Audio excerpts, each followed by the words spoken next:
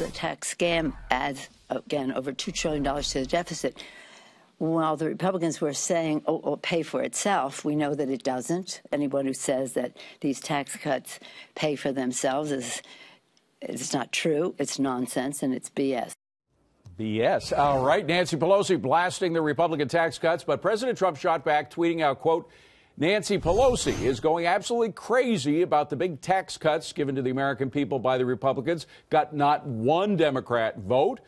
Here's a choice. They want to end them and raise your taxes substantially. Republicans are working on making them permanent and more cuts. Here now is Steve Forbes, Forbes media chair. Well, first of all, Steve, the debt, to hear a Democrat talk about the debt, particularly Nancy Pelosi, because it was during the Obama-Pelosi years when the debt doubled from $10 trillion to $20 trillion. But there is a question of whether Republicans are doing enough to tout the benefits of the tax cuts, right? Sadly, the answer is no.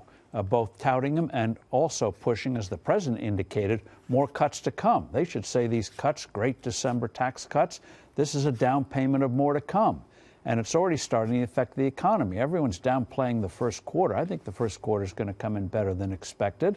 You're starting to see this thing start to work. That's already we're going from a 2% average growth rate to a 3% average. That's enormous. And it's got to be because of these corporate tax cuts, right? Yes, and the deregulation and the like, but the tax cuts work. But meanwhile, not only are the corporate tax cuts causing an increase in jobs, an increase in the overall economy, but the notion, the myth that is perpetuated by the media, by the way, it's not just the Democrats, the whole media, that it's only the rich that are benefiting from this tax cuts continues to get propagated through the system. I mean, why aren't Republicans standing up and saying, wait a minute, folks, look at your paycheck? Well, and showing your deduction, standard deduction doubles from $12,000 to $24,000. Hello, that is a cut for most people. And that's why the Republicans should also be touting they're going to have a cut in the payroll tax next year. They should be putting enticing things on the table. So why aren't they? Because they really don't believe it, a lot of them, amazingly. And they seem to have lost their energy, run out of gas. They need a kick in the butt. And I'm glad the president said this morning. Well, the president, if anybody can kick in the butt, it's the president. We know that. And he talked in his tweet about more cuts, phase 2 of the tax cuts. But look at this headline. This is from The Hill earlier in the week. The Senate GOP is wary of new tax cut sequel. So the Senator McConnell, the head of the head of the Republicans in the Senate, says no more tax cuts. Yeah, and a couple of weeks ago, the president went to, I think it was West Virginia, to talk about tax cuts. He ended up talking about a lot of other things and not much on tax cuts. He's got to just focus on it and lash the whip, crack the whip, and say that we're going to go for a bigger tax cut in January. If the Republicans stay in, you're going to get more of your paycheck. If the Democrats come in, you're going to take it back and make it a sharp issue and have real people, as he's so good at doing. What did you get before? What are you getting now? And here's what you're going to get in January if we win. And say, Nancy Pelosi says your extra $1,000 is crumbs. Is that crumbs for you? Right.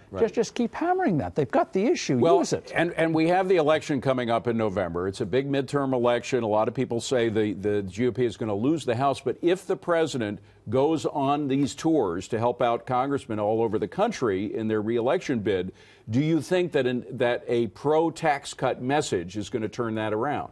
It'll help turn it around, because where the Republicans are in trouble today is a lot of the Trump voters are staying home. You saw that in the Virginia elections last November. You saw it in that special election in Pennsylvania. They didn't turn out because they saw no reason to do so. Republican candidates weren't touting the right things. So they've got to make this a national issue on tax cuts and other good things. And the president's got to take the lead, but they also got to put something specific on the table. We gave you $1,000 now, not give you. We let you keep more of what you earn, but you're going to get more if we win. This thing is starting to work. Well, Larry Kudlow is now the president's chief economic advisor. If anybody's in favor of tax cuts using that for political purposes, it's Larry Kudlow. So he's. I think. Let's put it this way. I think Larry was applauding this morning when the president said we need more tax cuts.